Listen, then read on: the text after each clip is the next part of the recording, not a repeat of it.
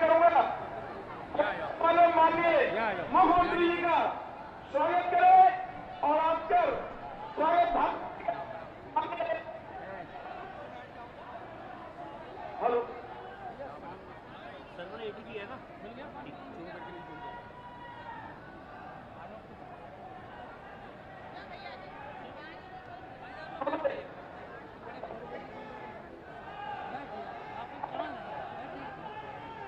खड़े रहिए क्या? आप बैठ जाइए कुर्सी लेकिन अच्छा नहीं लग रहा है इतना वजन। और मैं अपने लोग मैं अपने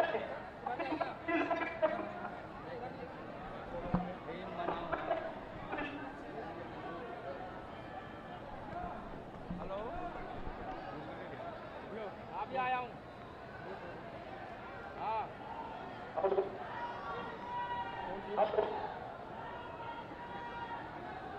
पहले इस पर ध्यान दो, फोन न बात करो। अरे उसको बताओ, बोल ना रहो लॉजिक। हेलो, उत्तर प्रदेश के यशस्वी मुख्यमंत्री माननीय योगी आदित्यनाथ जी मंच पर आंवला लोकसभा के सांसद प्रत्याशी आदरणीय धर्मेंद्र कश्यप जी, जिलाध्यक्ष आदेश प्रताप सिंह जी, जिला पंचायत अध्यक्ष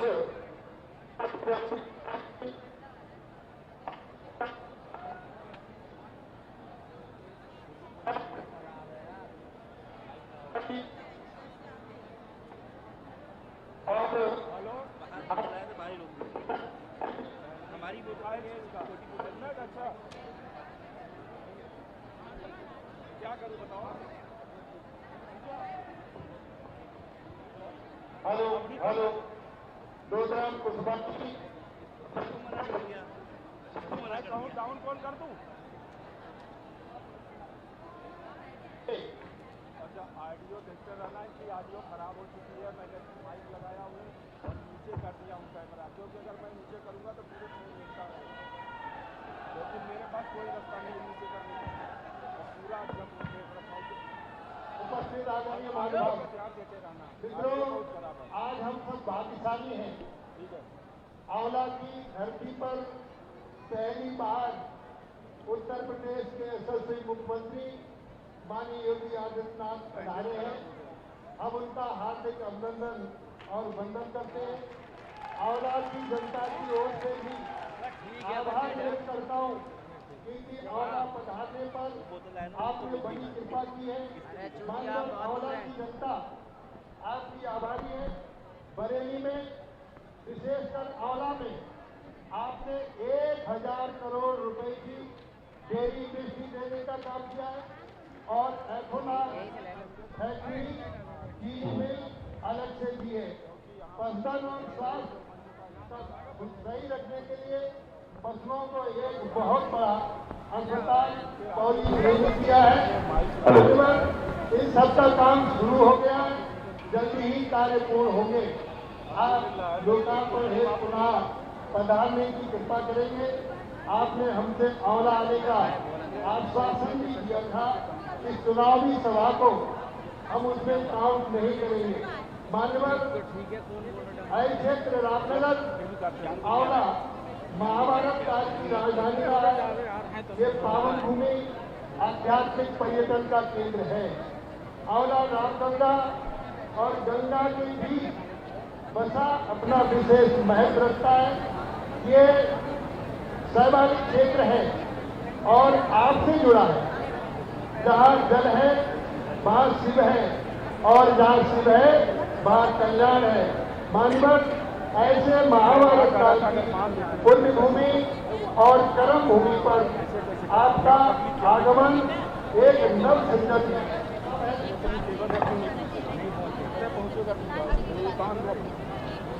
मान्यवर आंवला क्षेत्र जनसंघ से लेकर आज तक आंशिक कालखंड को छोड़कर भारतीय जनता पार्टी के साथ खड़ा रहा है। यही कारण है धर्मेंद्र कश्यप सांसद तीसरी बार के प्रत्याशी हैं। वह आपके आने से आंवला लोकसभा रिकॉर्ड मतों से जीतेंगे, ऐसा जनता का विश्वास है। मानव देश ही नहीं, दुनिया की सबसे बड़ी विधानसभा उत्तर प्रदेश लखनऊ में आपने गुंडों और अपराधियों को शरण देने वाले पूर्व मुख्यमंत्री अखिलेश यादव को आपने ललकारा, जिसे पूरे देश ने देखा, और आपने कहा मैं अपराधियों को मिट्टी में मिला दूंगा, और आपके गुंडों ने सबको मिट्टी में मिला देने का काम किया। मानवत ऐसे गुंडों बाबा का पुनः मैं हार्दिक अभिनंदन और वंदन करते हुए अपने वक्तव्य को विराम देता हूं।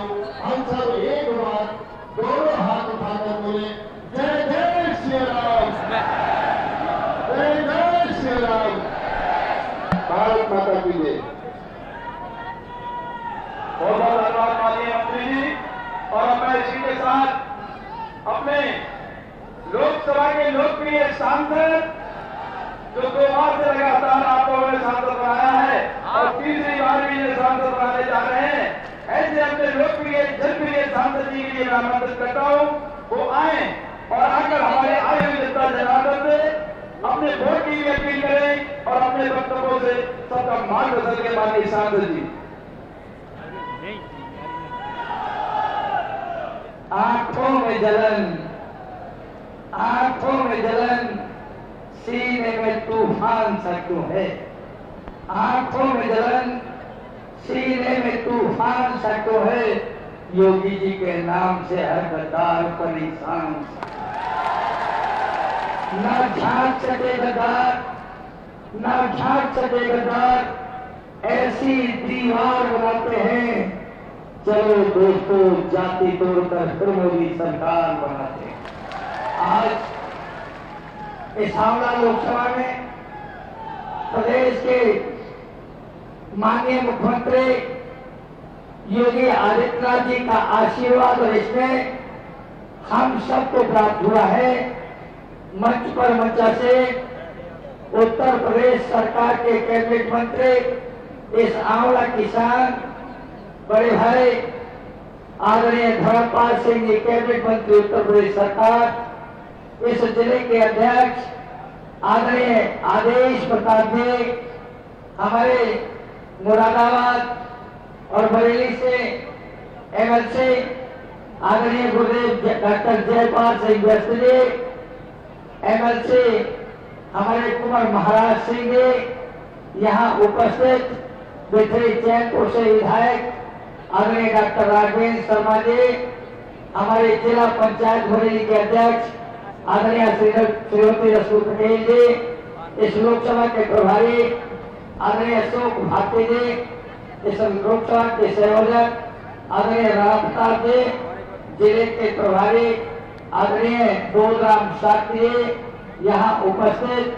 हमारे हरिपुर से विधायक आदरणीय श्याम लाल जी, शेखपुर से पूर्व विधायक आदरणीय धर्मेंद्र शाह जी, खतागंज से हमारी बहुत ही जनप्रिय विधायक आदरणीय राजकुमार सिंह, आदरणीय राजीव कुमार सिंह बब्बू भैया, यहाँ उपस्थित संदीप सक्सेना जी, आदरणीय महामंत्री भाई रामनिवास मौर्य जी, ठाकुर ओमपाल सिंह दत्ता जी, ठाकुर धर्मपाल सिंह जी, भाई धीरू सिंह जी, हमारे महामंत्री शिव प्रताप जी, विराटपुर यशवंत जी, हमारे उपस्थित मंच पर सभी वीर सिंह पाल जी, पूर्व जिलाध्यक्ष जी, संदीप शर्मा जी, सह प्रभारी जी, आरती देवी जी, ब्लॉक प्रमुख हमारे आलमपुर जाफराबाद, हमारे ब्लॉक प्रमुख प्यारा सभी सम्मानित प्रौढ़ अनुरागी जी, उषा सतीजा जी, राकेश मोहन त्यागी जी, सभी यहाँ उपस्थित सम्मानित साथियों और मित्रों, आपका स्नेह और आशीर्वाद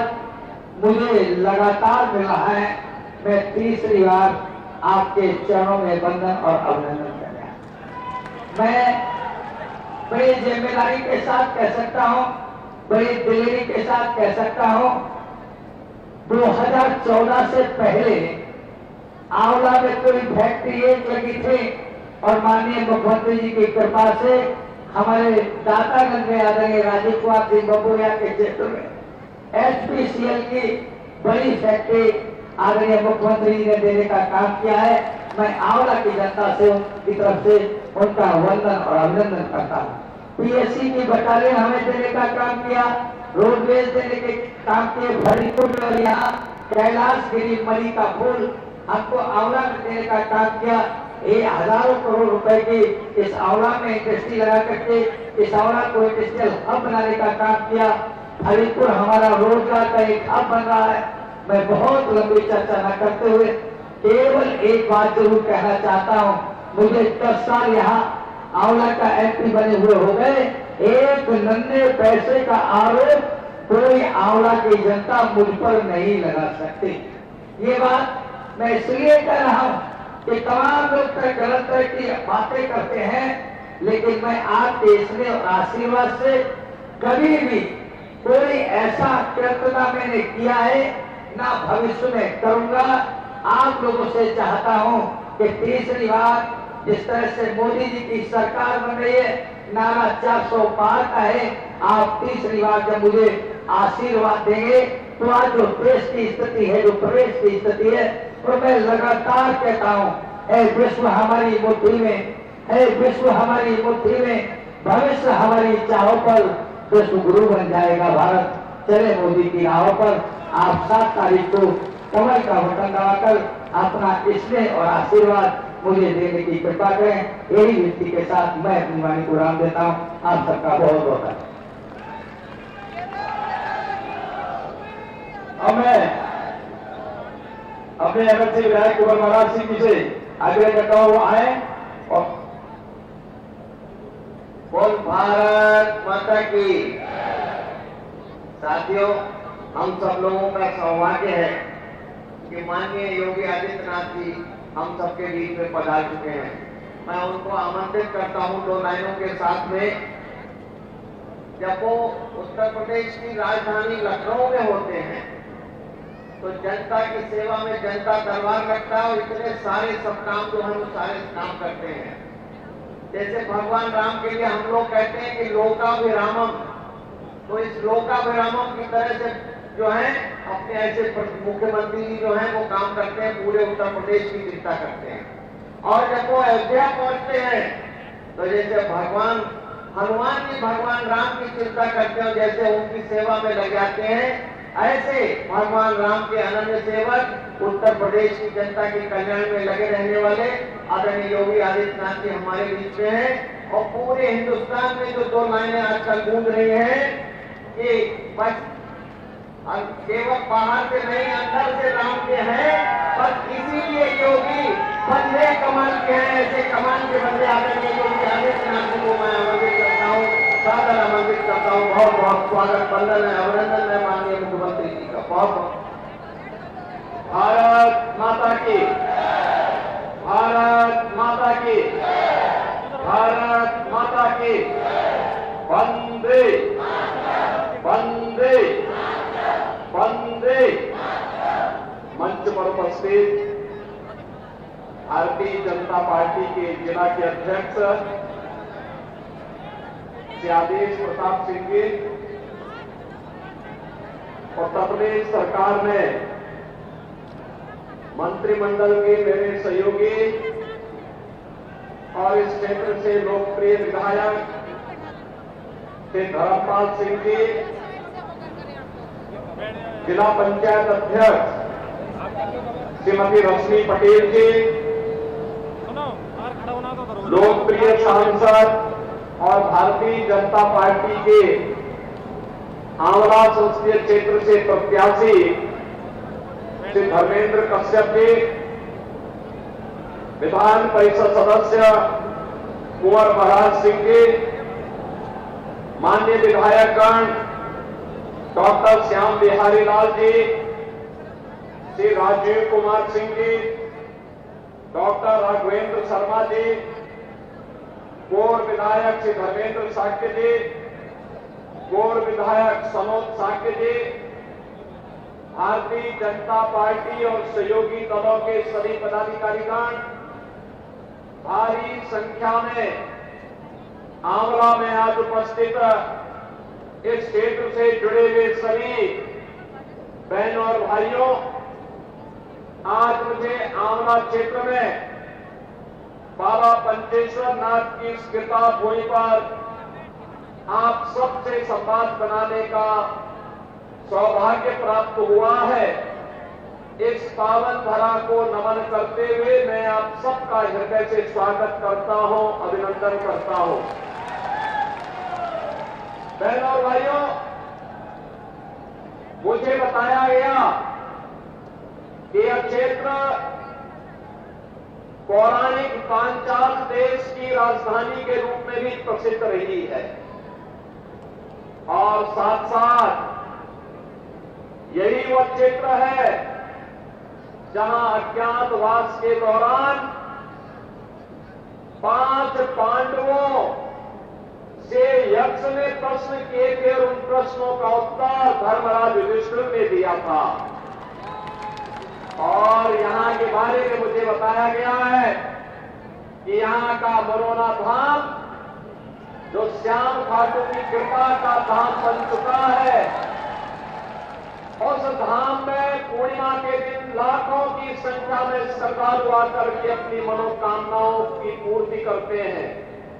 यहाँ के इन सभी पवित्र तीर्थ स्थलों, मंदिरों, पूज्य संतों को नमन करते हुए आप सभी से मैं जो प्रश्न कभी यक्ष ने बहनों और भाइयों युधिष्ठिर से किए थे, पांडवों से किए थे, वही प्रश्न आज मैं आप सबके सामने दोहराना चाहता हूं। बहनों और भाइयों, लोकसभा का चुनाव चल रहा है। तीसरे चरण के लिए चुनाव प्रक्रिया में हम आगे बढ़ चुके हैं। 2 चरणों के चुनाव संपन्न हो चुके हैं। 191 सीटों पर चुनाव अब तक हुए हैं और 191 सीटों के चुनाव के रुझान बताते हैं कि पूरे देश के अंदर एक ही स्वर गूंज रहा है और वह स्वर है कि फिर एक बार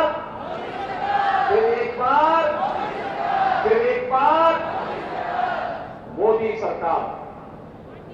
बहनों भाइयों, मोदी सरकार के स्वर क्यों गूंज रहे हैं?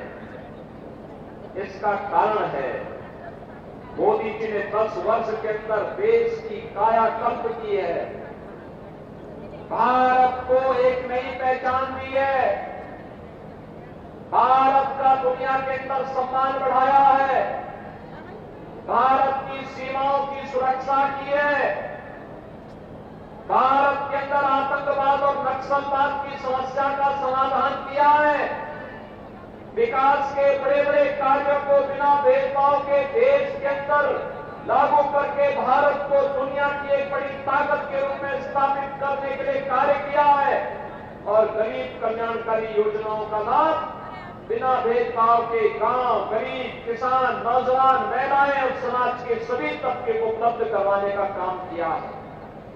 बहनों भाइयों, आज भारत का दुनिया के अंदर सम्मान है।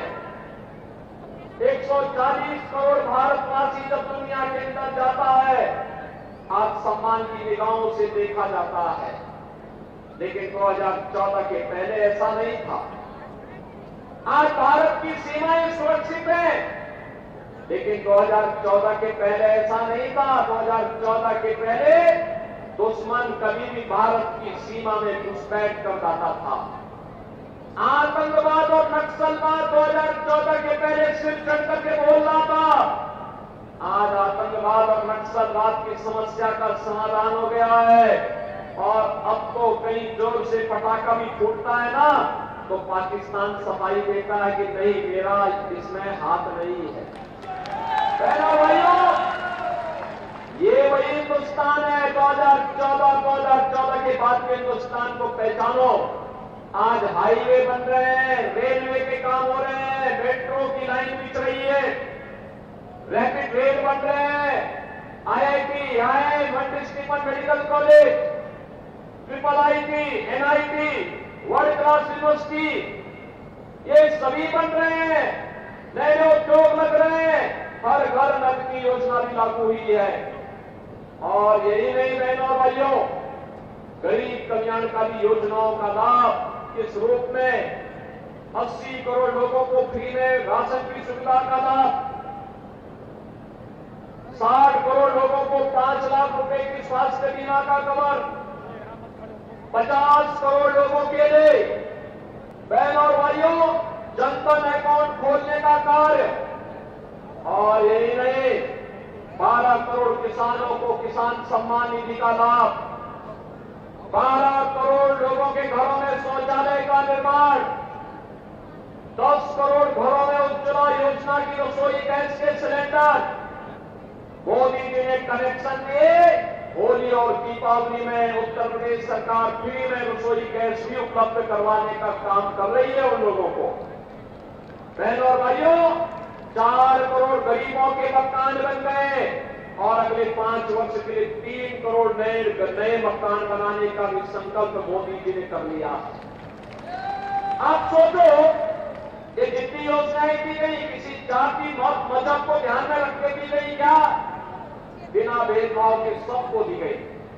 लेकिन आज जो प्रश्न मैं आपसे करने वाला हूं वह प्रश्न वही यक्ष प्रश्न है जो कभी यक्ष ने धर्मराज युधिष्ठिर से किए थे, और उस समय उन्होंने जो प्रश्न किए थे वो तो 100 थे, लेकिन मैं केवल 10 प्रश्न पूछना चाहता हूं।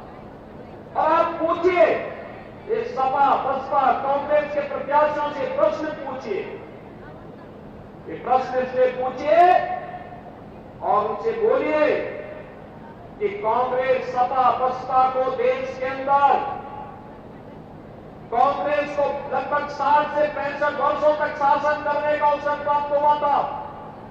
समाजवादी पार्टी और बहुजन समाजवादी पार्टी को प्रदेश के अंदर 3-3, 4-4 बार सत्ता में आने का अवसर प्राप्त हुआ था। इन्होंने प्रदेश और देश के सामने क्या समस्याएं खड़ी की थी, और इसीलिए मैं आपसे पूछता हूं कि देश के सामने पहचान का संकट करने का दोषी कौन है? देश के सामने सुरक्षा का संकट पैदा करने वाले कौन दोषी हैं? देश को विकास से वंचित करने के दोषी कौन? देश में भूखमरी से हुई मौतों का दोषी कौन? देश में अन्नदाता किसानों की मौत का जिम्मेदार कौन? जो आत्महत्या कांग्रेस की सरकार में अन्नदाता किसान करता था, इसका दोषी कौन है? सपा बसपा कांग्रेस की सरकार में तुष्टीकरण की नीति, घातक नीति के कारण हुए दंगे, निर्दोष लोगों की मौतें और व्यापारियों को हुए नुकसान का दोषी कौन? भ्रष्टाचार की भीषण समस्या के कारण भारत का विकास को बाधित हुआ, इसका दोषी कौन? पलायन और बेरोजगारी की समस्या के कारण 2014 के पहले जिन नौजवानों ने पलायन किया था उनके जीवन के साथ खिलवाड़ हुआ था, इसका दोषी कौन है?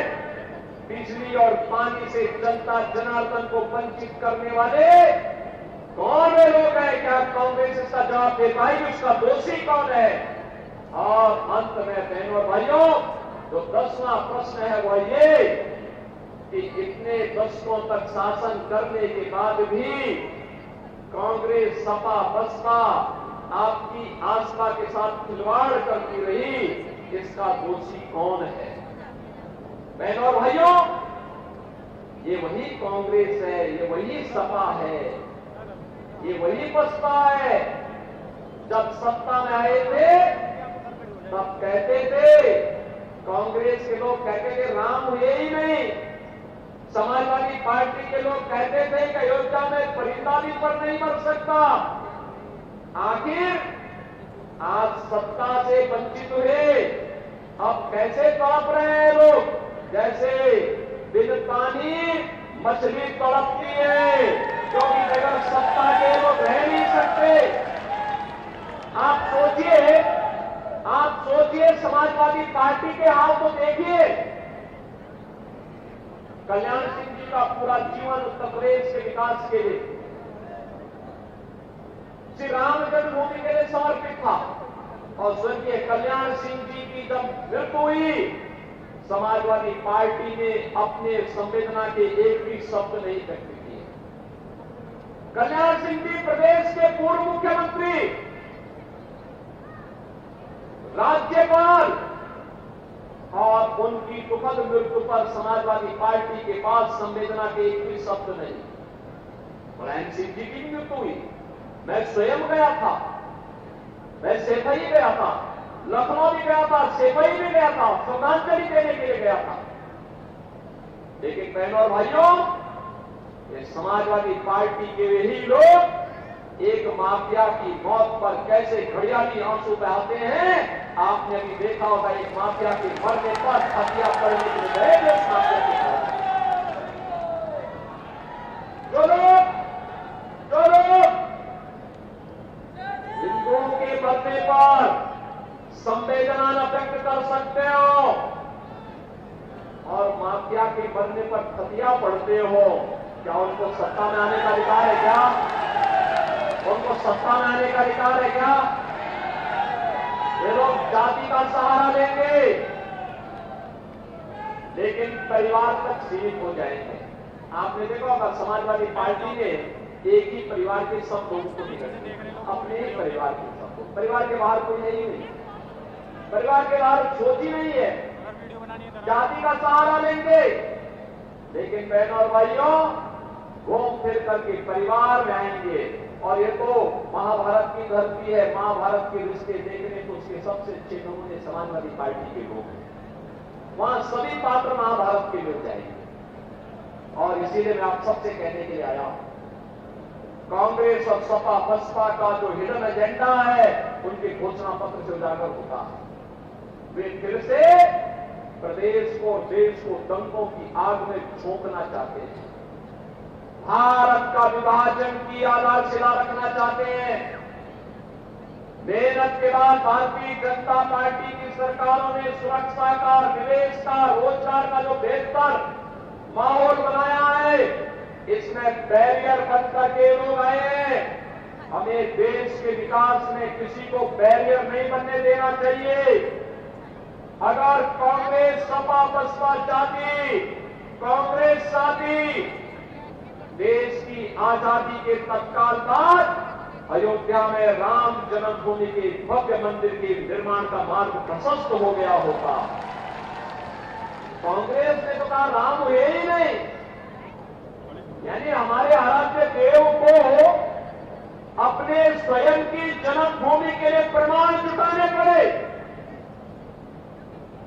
लेकिन सत्य को कोई झुटला नहीं सकता है।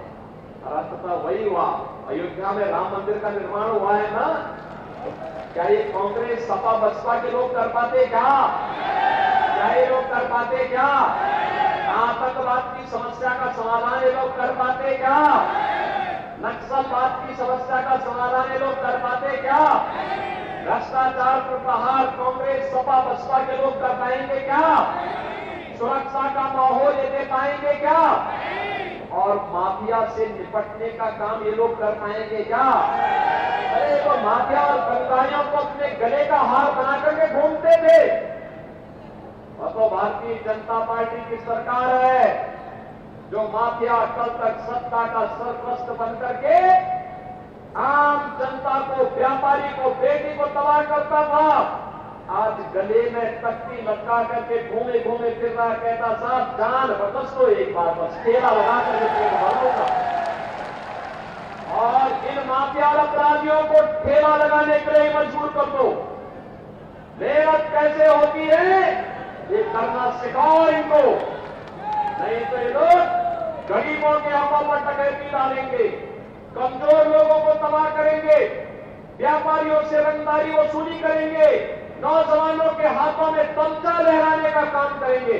हमें नौजवानों के हाथों में तमचा नहीं, हमें उसके हाथ में टैबलेट देना है, टैबलेट, जिससे वह एक स्मार्ट यूथ के रूप में देश के विकास में और मोदी जी के विजन के अनुरूप विकसित भारत के निर्माण में अपना योगदान कर सके। हमें व्यापारी से रंगदारी वसूली करने वाले लोग नहीं चाहिए, व्यापारी को स्वनिधि देने वाली सरकार चाहिए, स्वनिधि का तोहफा देने वाली सरकार चाहिए। हमें गरीब और कमजोरों की लैंड पर कब्जा करने वाले माफिया नहीं चाहिए। हमें तो उन्हें स्वामित्व योजना में मालिकाना अधिकार देने वाली सरकार चाहिए और ये काम केवल भाजपा कर सकती है। और इसीलिए मैं आया हूं कि जाति के सौदागर परिवार जाति के नाम पर आएंगे, परिवार का पेट भरेंगे और बाद में जनता की अमानत पर उनकी इज्जत पर भी हाथ डालने का काम करेंगे। इन लोगों को दोबारा सत्ता में आने का कोई अधिकार नहीं। और बहनों और भाइयों, कांग्रेस का मैनिफेस्टो, इंडी गठबंधन का, कांग्रेस सपा का जो मैनिफेस्टो है, ये तो एक खतरनाक बात को ध्यान आकर्षित करता है। ये कहते हैं अपने मैनिफेस्टो में, जो बाबा साहब भीमराव अम्बेडकर ने कहा था, संविधान बनाते समय उन्होंने कहा धर्म के आधार पर आरक्षण नहीं हो सकता। आरक्षण का लाभ अनुसूचित जाति जनजाति के लोगों को ही मिलेगा। और मंडल कमीशन की रिपोर्ट के बाद आपकी पिछड़ी जाति के लोगों को इसका लाभ मिलेगा। लेकिन कांग्रेस और सपा गठबंधन क्या कहती है? ये कहती है कि हम लोग ऐसी व्यवस्था करेंगे कि पिछड़ी जाति और अनुसूचित जाति के आरक्षण में से कुछ हिस्सा काट करके ये मुस्लिम को देने का कुछ प्रयास करने जा रहे हैं। क्या आप इसको सफल होने देंगे? क्या हिंदुओं के हक में डकैती डालने की छोड़ देंगे? क्या इन्होंने पहले देश को बांटा, आज ये देश को 1947 में विभाजन करने के बाद आज इनकी दृष्टि आपकी संपत्ति पर आ गई। अब ये कहते हैं हर भारतीय की संपत्ति का सर्वे करवाएंगे। सर्वे करा करके फिर ये कहेंगे कि इसमें एक विरासत टैक्स लगेगा। और विरासत टैक्स के आधार पर क्या कहेंगे कि आपके बाप दादों की तो संपत्ति होगी, घर होगा, खेत होगा, खलिहान होगा, फिर उसमें कहेंगे कि इसमें से आधा संपत्ति में विरासत टैक्स में सरकार ले रही है और समाजवादी पार्टी और कांग्रेस के गुंडे उस संपत्ति पर कब्जा कर जाएंगे। क्या आप इसको स्वीकार करेंगे? क्या इसकी मंशा स्वीकार होने देंगे? क्या? और इसीलिए बहनों और भाइयों, मैं आप सबके बीच में आया हूं आपसे अपील करने के लिए। मोदी जी ने देश को एक विजन दिया है, विकास का, सुरक्षा का, समृद्धि का और नए भारत का। आज दुनिया में सम्मान बढ़ा है, सुरक्षा का बेहतर माहौल हुआ है। आज भारत को दुनिया में कहीं भी जाकर सम्मान मिलता है। नौजवान आज एक सही राह पर आगे बढ़ रहा है। भारत को विकसित भारत के सपने को साकार कर रहा है और विकसित भारत के इसी सपने को साकार करने के लिए आज मैं आपके पास आया हूं आंवला में। धर्मपाल जी ने कई बार प्रयास किया कि मैं यहां आऊं। पिछले विधानसभा चुनाव में मैंने कई बार प्रयास किया था, कार्यक्रम नहीं बन पाया था। आज बहनों और भाइयों, मुझे यहां आने का अवसर प्राप्त हुआ है और इसीलिए मैं आप सबका आह्वान करूंगा, हम लोग किसी के बहकावे में ना आए। जो देश के लिए है हम उसके साथ में, जो देश के साथ में हम उसके साथ में, क्योंकि जीवन हमारा है, सुरक्षा भी आपकी है, देश भी आपका है। तो जब देश आपका, सुरक्षा आपकी, वोट आपका, तो सरकार भी तो आप ही की होनी चाहिए कि नहीं होनी चाहिए? और इसीलिए मैं आया आपसे कहने के लिए, या केवल और केवल भारतीय जनता पार्टी इसकी सुरक्षा की गारंटी दे सकती है। प्रधानमंत्री मोदी जी ने विकसित भारत और आत्मनिर्भर भारत की बात की है, वह केवल भारतीय जनता पार्टी कर सकती है। लेकिन बहनों और भाइयों, इसके लिए आपको अपने स्तर पर भी कुछ सहयोग करना पड़ेगा। मुझे एक बात बताओ, क्या देश से बढ़कर के कोई है? क्या देश से बढ़कर के हमारा स्वयं का स्वार्थ हो सकता है? क्या? अरे देश का हित होगा तो हमारा भी हित हो जाएगा उसी में। और इसीलिए चुनाव के दिन सबसे पहला काम मतदान, पहला काम मतदान, और दूसरा कार्य ये देख करके कि देश के हित में, देश के विकास के हित में, देश की सुरक्षा के हित में भारत की सनातन आस्था का सम्मान करने वाली सरकार चाहिए और वह केवल और केवल भारतीय जनता पार्टी होगी। और इसी के लिए मैं आपके पास आया हूं। बहनों और भाइयों, इस क्षेत्र का यानी आंवला क्षेत्र से तो मुझे कई बार मेरे साथ में हम लोग साथ साथ काम किए। स्वर्गीय राजवीर सिंह जी कई बार हम लोग संसद में साथ साथ थे। मुझे गोरखपुर से 5 बार सांसद बनने का अवसर प्राप्त हुआ था और इसमें स्वर्गीय राजवीर सिंह जी हमारे साथ, हम लोग साथ साथ सांसद। आज हमारे बीच में उनका पुत्र यहां मंच पर भारतीय जनता पार्टी के लिए कार्य कर रहा है।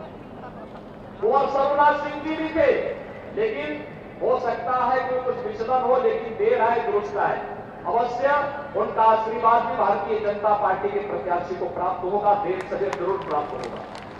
और मैं चाहूंगा कि कहीं भी भटकाव नहीं होना चाहिए। हम राष्ट्रवादी मिशन के साथ जुड़े हैं, राष्ट्रवादी मिशन के साथ हमें आगे बढ़ना है और इसीलिए मैं आप सबसे अपील करूंगा कि हमें भारत के हित के लिए मोदी जी को तीसरा कार्यकाल देना है, क्योंकि मोदी जी के तीसरे कार्यकाल में पहले 3 वर्ष में ही भारत दुनिया की तीसरी बड़ी अर्थव्यवस्था बन जाएगा और वह हर भारत के लिए गौरव की बात होगी। आप चाहते हैं ना कि भारत दुनिया की एक ताकत बने? आप चाहते हैं भारत दुनिया की एक ताकत बननी चाहिए? यह काम केवल भाजपा कर पाएगी और इसके लिए आंवला संसदीय क्षेत्र के मतदाताओं से मैं अपील करूंगा, मेरी अपील होगी आप सबको मोदी जी का और योगी जी का प्रतिनिधि बनकर के घर घर जाना होगा। जाएंगे, घर घर जाएंगे, लोगों से अपील करेंगे और स्वयं भी धर्मेंद्र कश्यप बनना पड़ेगा। बनेंगे, घर घर जाकर के जनता जनार्दन से अपील करनी है और एक ही अपील करनी है और वो अपील ये करनी है कि धर्मेंद्र कश्यप को रामायण काल के संबंधों को निभाने के लिए आया है। जब प्रभु राम की नैया को पार करने के लिए केवट आया था, उसी केवट के प्रतिनिधि के रूप में वो आपके बीच आया है। इस क्षेत्र के विकास को एक नई ऊंचाई तक पहुंचाने का काम करेगा। क्या इस संदेश को लेकर के जाएंगे? और इसके लिए कमल फूल पर आपको भारी बहुमत से धर्मेंद्र कश्यप को विजयी बनाने के लिए कार्य करना है। करेंगे आप सभी लोग कार्य? लोगों से करवाएंगे भारी बहुमत से? तो मेरे साथ बोलेंगे भारत माता की, भारत माता की, भारत माता की।